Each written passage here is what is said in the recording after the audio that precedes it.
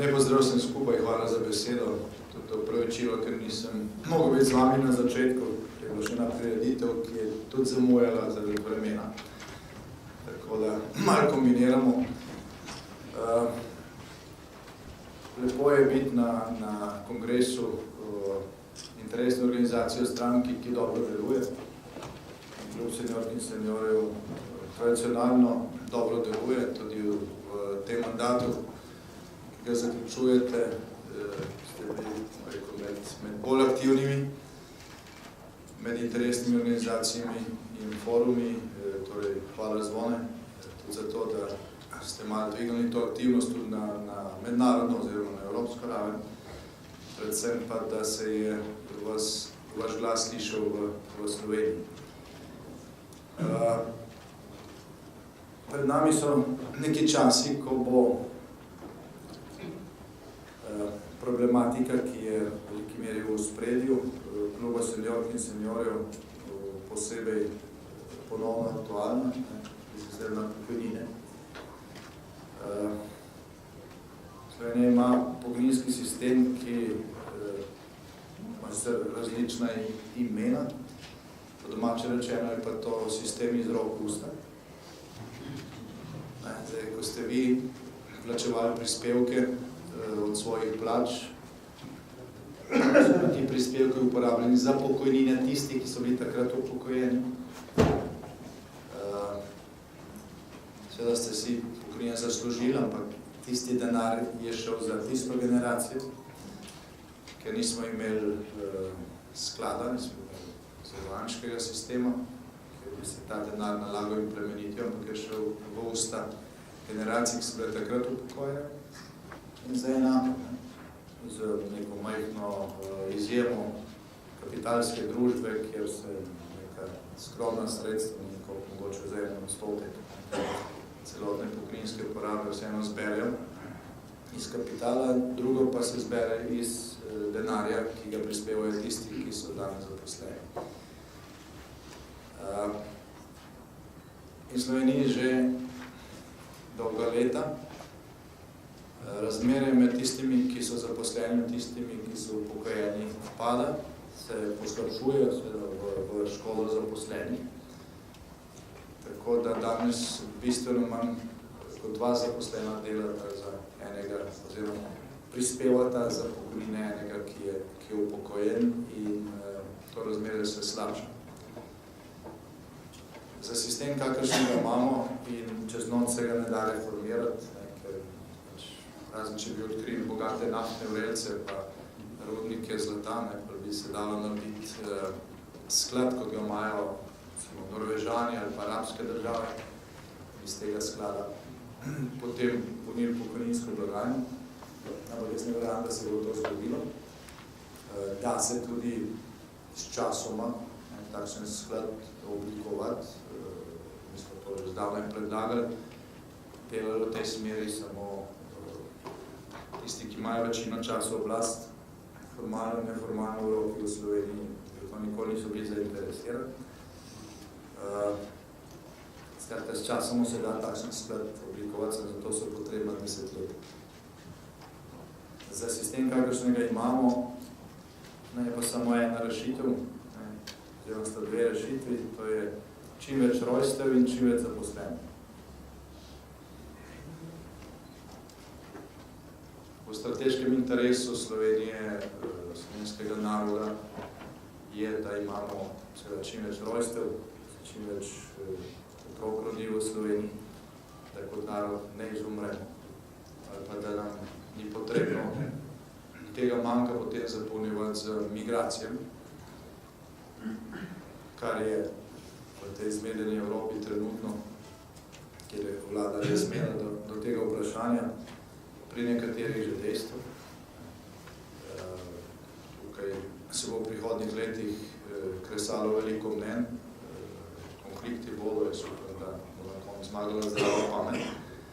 Ampak še nekaj časa nič ne kaže, da se je to zgodilo, in v tem času bodo prosperirali narodi, ki se zavedajo, da zgolj družine, nova rojstva, novi pripadniki naroda rešujejo tako temeljno usodo naroda, kot tudi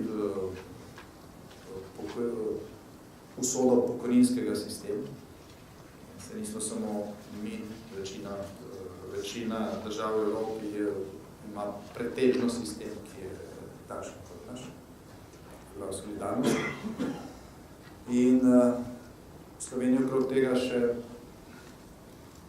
ne samo, da nismo dorekli rešitve, ampak je debata okrog tega, kadar jo začnemo hitro potisniti. Zmaga tako imenovana politična korektnost, ker se o tem sploh to ne sme razpravljati, naredijo silen kraval zaradi enega ilegalnega migranta, ki ne izpolnjuje pogojev za azil, ki so vsi postopki končani, pa se vlada ukvarja s tem, 8 ur so merse. Pa gre se za to, da bi moral iti na Hrvaško, tako da je prišel Hrvaška članica Evropske unije, se pravi, nikogar se ne pošilja nazaj v Sirijo, čeprav je tak konkretni posameznik tam pustil svojo družino. In je stvar že po tej plati več kot nenavadna in šokantna. Ampak s tem problemom se vsi ukvarjajo in v bistvu percepcijo realnega problema postavljajo na glavo. In ob tem seveda slišimo tudi včasih precej nezakrite ali pa odkrite glasove, češ Slovenija mora odpreti vrata za migracije od drugod, iz Afrike, Bližnjega vzhoda, ker to pač rabimo zaradi demografske slike, delovne sile, pokojninskega sistema in tako naprej. Do migracije vedno prihaja, vedno bo prihajalo. Tudi jih je nemogoče totalno blokirati ali pa preprečiti. Morajo biti kontrolirane, nadzorovane in to ne sme biti temeljna smer reševanja demografskega problema. Ker če je to temeljna smer, čez 50 let Slovencev ni več. Pa tudi Evrope ni več, ni slovenske kulture, ni slovenske identitete in ni tega, čemu pravimo civilizacijske evropske kulture. To je zelo resna debata, zelo usodne dileme, ne samo za nas, ampak za celotno Evropo, ki je relativno bogata in postarana. In ni slučajno, da smo mi na našem kongresu maja to temo dali v ospredje. Če ste to spremljali, dokumenti so objavljeni, predstavili smo vse podatke o tem, kaj se nabira okrog Evrope, kakšen je ta pritisk, kje je Slovenija na teh poteh in kaj nas lahko čaka v prihodnje. Tudi naša poslanska skupina v parlamentu se trudi v teh precej neprijaznih okoliščinah to temo spraviti na dnevni red, omejiti to levičarsko blodnjo, kako se bo prihodnost reševala z migracijami in hkrati delati na rešitvah, ki so realne. To so pa povečanje rojstev,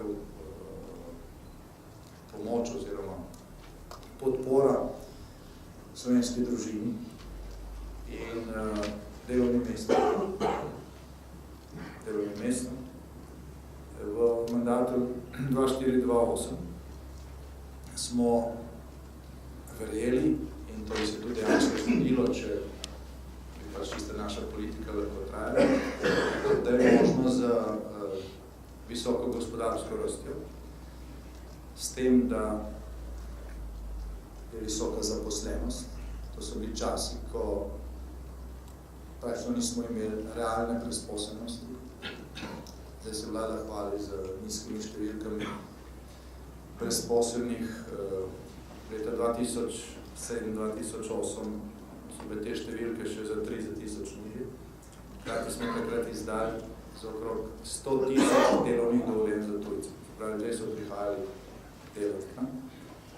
Seveda to je ustvarjalo dovolj denarja, da so se recimo pokojnine realno usklajevale s plačami. Narasle so takrat za 24%, kot plače. in nastaviti manevrski prostor po eni strani, da naredimo ta pokojninski sklad in po drugi strani, da se nesorazmerja, ki so znotraj pokojninskega sistema, odpravijo. Zdaj, če govorimo o trenutnem stanju, imate v našem pokojninskem sistemu dva problema. Eno je to razmere med tistimi, ki polnijo ta sklad in med tistimi, ki so pokojnine iz tega sklada nekoč že izgubili. Drug problem pa so nesorazmere. V tem pokojninskem skladu so še vedno privilegiji. Takšni in drugačni. Mi smo skušali deloma te neupravičene privilegije, ki se izplačuje iz pokojninskega sistema, brisati z spremembo zakona leta 2012. Žal je potem Ustavno sodišče tudi ti skromen poskus razveljavil.